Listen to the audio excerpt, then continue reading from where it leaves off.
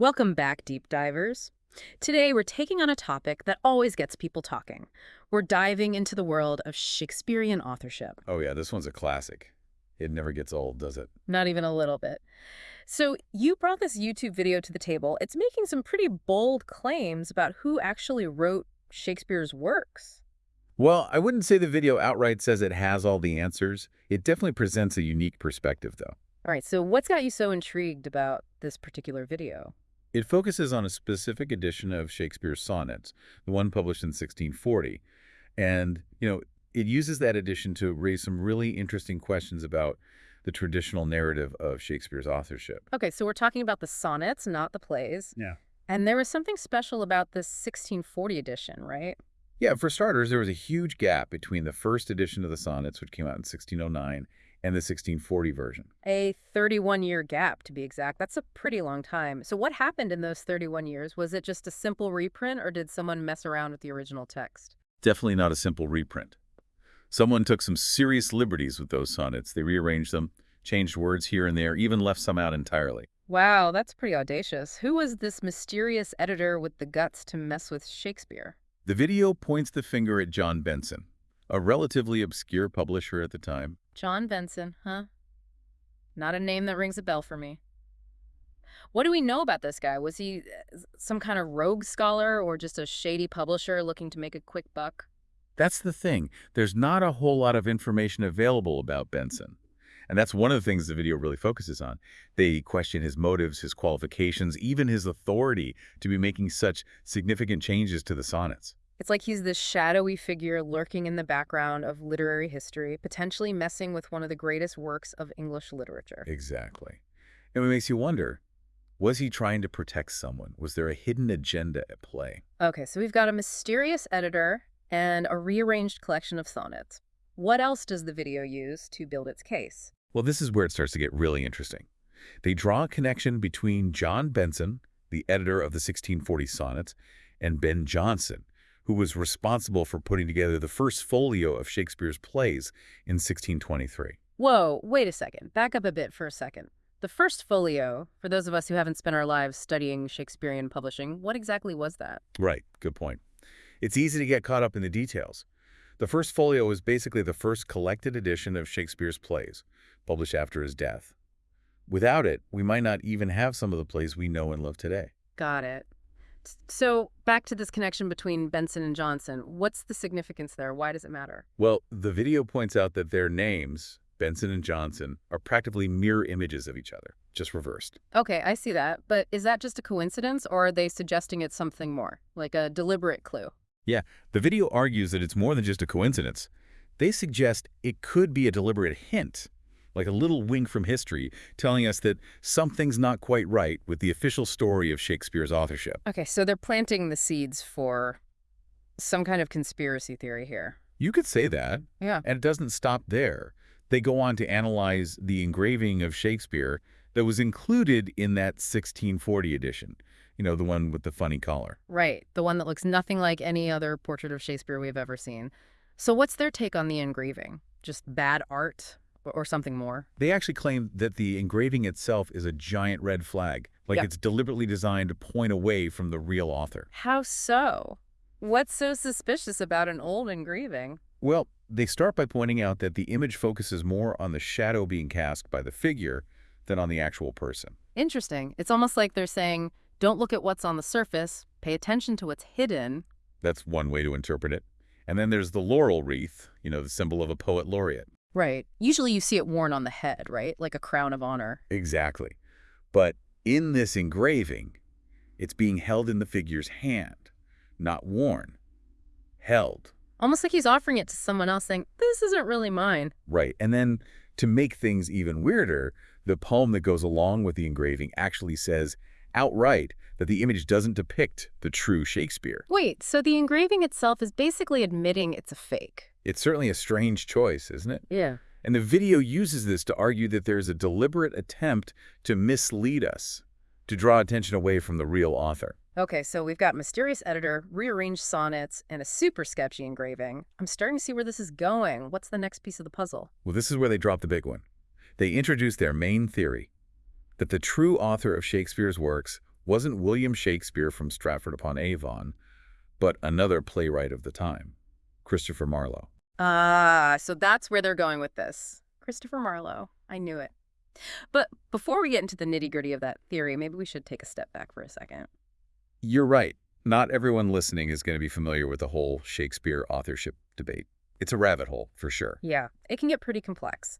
So, for those who are just tuning in, can you give us a quick overview of what this whole debate is about? Basically, there have always been these questions and doubts about whether William Shakespeare, the guy from Stratford with a somewhat humble background, and let's be honest, probably not the greatest education, could really have written such incredibly complex and brilliant works. Right. It's like, how could this guy from a small town have such a deep understanding of history, politics, human nature? Where did he get all that knowledge? Exactly. And over the years, people have put forward a bunch of different candidates for the real Shakespeare. Like who? Who are the usual suspects in this literary mystery? Oh, there's a whole cast of characters. Francis Bacon, the philosopher, is a popular one. Edward de Vere, the Earl of Oxford, has his supporters. Even Queen Elizabeth II herself has been thrown into the mix. Wow, a royal conspiracy. Now that's a plot twist I wasn't expecting. But this video specifically focuses on the Christopher Marlowe theory, right? That's right. Marlowe was a contemporary Shakespeare, also a brilliant playwright. But officially he died in 1593, several years before a lot of Shakespeare's most famous plays were even written. Okay, so there's already a bit of a mystery surrounding Marlowe's life and death. Wasn't there something fishy about how he died? Well, that's a whole other debate. The official story is that he was killed in a tavern brawl. But some people think his death was faked, maybe to escape political trouble or allow him to keep writing under a different name. Okay, so we've got this whole intriguing backdrop of Marlowe's mysterious death. How does the video tie that back to the 1640 edition of the sonnets? Well, that's where those rearranged sonnets come back into play. The video focuses on the fact that the 1640 edition kicks off with sonnets 67-69, a sequence they call the glory of beauty. They claim this wasn't just some random choice. They think it was deliberate, a subtle way for Marlowe to reveal his true identity and the story of his so-called death. Okay, now I'm really hooked. Let's break it down. What exactly is the video's interpretation of those sonnets? They argue that these three sonnets, 67 through 69, kind of work together to tell a story, like a story about a gifted artist being forced to live this double life, having to hide their real identity behind a mask. And the video connects that idea, that story, directly back to Marlowe, suggesting that he's using these sonnets to kind of like reveal his secret in this metaphorical way. That's the gist of it, yeah. They point to Sonnet 67, for example. It starts with, wherefore with infection should he live, and with his presence grace and piety, that sin by him advantage should achieve, and lace itself with his society. They say that this is Marlowe lamenting the unfairness, the injustice of having to live under this false name, this Shakespeare identity, seeing it as this almost like an infection that's like tainting his true self. So right from the beginning, we're hit with these ideas of concealment, corruption, right? Like something's being hidden and something else is being corrupted by that secrecy. What about the next sonnet, number 68? Sonnet 68 kind of picks up on that theme of living a double life. He talks about how the rite of sepulture were a shame away, to live a second life on second head. The video sees this as like a direct reference to Marlowe faking his own death, suggesting that he had to give up his name, his identity, and live a second life as Shakespeare. It's almost tragic, isn't it? Like he's trapped in this charade, this performance, and he has to watch as someone else is getting the credit for all his hard work. And it makes me think about all those Shakespeare plays, how often that theme of duality pops up, like Hamlet, struggling with who he really is versus the role he has to play. That's a really interesting connection. It makes you wonder if whoever the author was, those themes of identity, disguise, were really personal to them. Like they were grappling with those ideas in their own lives. Okay, so we've got sonnets 67 and 68 kind of laying the groundwork, hinting at this hidden identity, maybe even a fate to death. What about sonnet 69? How does that fit into the video's interpretation? Sonnet 69 gets even more specific. It hints at this, like difference, a mismatch between the true author's character, their true nature, and how the public sees this Shakespeare guy. It says, those parts of thee that the world's eye doth view, want nothing that the thought of hearts can mend. All tongues, the voice of souls, give thee that due, uttering bare truth, even so as foes commend. So on the surface, it sounds like everyone's singing Shakespeare's praises, right? Like he can do no wrong. But there's got to be a but coming here. Oh, there it is. The sonnet keeps going. But those same tongues that give thee so thine own, in other accents do this praise confound, by seeing farther than the eye hath shown. They look into the secrets of the spirit, and in their own comparisons take care to weigh thee with thy due. And the video says this is Marlowe admitting that, sure, the public might love Shakespeare, but those who really know him, those who are in on the secret, they know there's this darker side, this secret that would ruin his reputation if it ever came out. Wow, that's a bold reading. So they're saying that Marlowe's kind of like confessing his secret at the same time that he's trying to protect it. It's like a coded message for those who are in the know, a literary secret handshake or something. That's what they're arguing, yeah. And they take it even further by looking at other writers whose work is included in that 1640 edition, and even in the first folio. You're talking about those dedicatory verses by Leonard Digges, James Mabiv, and John Warren, right? What do those poems have to do with this whole authorship mystery? The video says these guys, these poets, they were all in on the secret. They knew about Marlowe's real identity and were dropping hints about it in their writing. Okay, that sounds pretty wild. What kind of hints are we talking about here? Like, take Leonard Digges. He wrote this poem praising Shakespeare, but then he adds this line, "So will the line which they inherit too, more than their brothers, do to Shakespeare do." The video says this is him hinting that there's another Shakespeare, like a second author working behind the scenes. That's a pretty sneaky way to put it. It's like he's acknowledging that the name Shakespeare isn't just one person, it's bigger than that. Right. And then there's James Mabb. He wrote a poem for the first folio, and he straight up says, "We've had so many poets of this name that this 'tis questionable whether this, the dramatic poet, does not need the witness of the name Shakespeare." Whoa, okay, now Mab is just coming right out and saying it. He's questioning whether Shakespeare is even the right name for the guy who wrote the plays. Exactly. It feeds right into that idea of a hidden author, someone working in the shadows. And what about John Warren? What's his contribution to this whole thing? Warren's poem was for the 1640 edition, and he uses these words like revived and renewed to talk about Shakespeare's plays. The video connects this back to Marlowe, saying it's a way of acknowledging that Marlowe is like revived through his work, even though he's supposedly dead. It's really amazing how they're pulling all these different threads together, these tiny little lines from different poems, using them to support their theory. But it makes you wonder, why didn't Marlowe just come out and say it? Why all this secrecy and coded messages? Wouldn't it have been easier to just, make a grand announcement and say, "Hey, world, I'm still alive and I'm the one who wrote all these amazing plays"? I know, right? But the video tries to address that. They suggest Marlowe might have been in a pretty dangerous situation. Remember, those times were pretty volatile. You had all these religious and political tensions. Playwrights could get into serious trouble with the authorities, especially if they were pushing boundaries. So maybe by keeping his identity a secret, Marlowe could write more freely, explore those controversial themes without having to worry about getting censored or, I don't know, thrown in jail. Exactly. It was like he was living this literary double life with really high stakes. It's a wild story.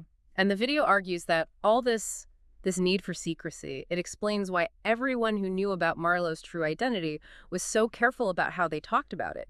They had to use all this coded language, subtle hints, whispers in the dark, to protect themselves and Marlowe. It's like a literary conspiracy, whispering secrets across the centuries. You got it.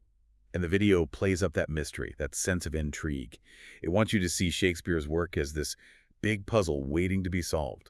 But even with all this evidence, isn't it possible that this is just like a lot of speculation? I mean, can we really be sure what was going on in these guys' minds hundreds of years ago? It's a fair point. We're dealing with interpretations here, not like cold, hard facts. Yeah. And there are tons of scholars who say these authorship theories are, well, they're just nonsense. Nothing more than, wishful thinking. So how do we make sense of all this? Where do we go from here? It really makes you think, doesn't it? About how we decide what's true when it comes to history, to literature. Like, what are we really basing our beliefs on? It challenges our assumptions. We like to think of history as this solid thing, this set-in-stone narrative. But it's more like, it's more like a bunch of different stories, different interpretations all mashed together. And with someone like Shakespeare, who's like this larger-than-life figure, this icon, it's hard to separate the myth from the actual person, the reality. That's what I think is so cool about this deep dive. It's not about just blindly accepting one theory or another. It's more about, engaging with the evidence, looking at it from all sides and then you make up your own mind based on what makes sense to you. Even if we never figure out, like, definitively who wrote everything, just thinking about these questions can help us understand the work better, don't you think? Oh, absolutely. Like, I've always been fascinated by those themes that pop up in Shakespeare, the disguise, the hidden identities, the doubles. But after watching this video, I can't help but wonder if those themes meant something even deeper to the author, whoever that was. Yeah. You know what I mean? Yeah, it's like we're seeing those plays, those sonnets with new eyes, considering the possibility that maybe, just maybe, they contain these hidden messages, like Mhm. secret codes waiting to be cracked. Right. And that opens up all these new ways of interpreting them, analyzing them. Think about the power dynamics involved, right? Yeah. If Marlowe or someone else was writing under a fake name, I mean, they were constantly deceiving everyone. What does that tell us about how the artist relates to the audience? It's like a giant game of literary hide and seek. And if there was this big secret, who else might have been in on it? The actors, the people who paid for the plays. Now, those are some great questions. And they show that this deep dive is about way more than just solving a literary mystery. It's about getting a feel for the world those works were created in. The whole social and historical context. Like, we're time travelers, right? Yeah. Trying to imagine what it was like to be a playwright back then in Elizabethan England. All that court intrigue, the religious stuff, the political craziness. Yeah, and in that kind of world, maybe using a fake name wasn't just a choice. Maybe it was the only way to survive. So even if we can't say for sure who wrote what, at least we've uncovered all these factors, all this stuff that might have shaped how those works were created. Exactly. And it reminds us that art doesn't just appear out of nowhere. It comes from a specific time and place. It reflects what's going on in the world around the artist. That's a big takeaway for me from this deep dive. It's not just about who wrote the plays, but about what those plays tell us about the world they came from. And, maybe even about ourselves, since we're still reading them, watching them But all these centuries later. that's a great way to put it. We're not just sitting back and absorbing culture passively. We're actively engaged in this conversation with the past. We're always interpreting these works, reinterpreting them through our own lens. And that brings us to what makes Shakespeare so, so timeless, right? Whether it was William Shakespeare from Stratford, Christopher Marlowe, or some other hidden figure behind the curtain, the words, they still have this incredible power. They speak to these universal things: love, loss, ambition, betrayal, that search for meaning. It's all still relevant, no matter what time period, what culture you're from. You're so right. And maybe the mystery just adds to that power. It keeps us guessing, keeps us debating, keeps us digging deeper into those words, always finding new things with each reading. Well, deep divers, that brings us to the end of our deep dive into the 1640 edition of the Sonnets and this whole Shakespeare authorship mystery. We had a blast exploring it with you. Hope you had fun too. And we hope you'll stick with us for more literary adventures in the future. Keep those pages.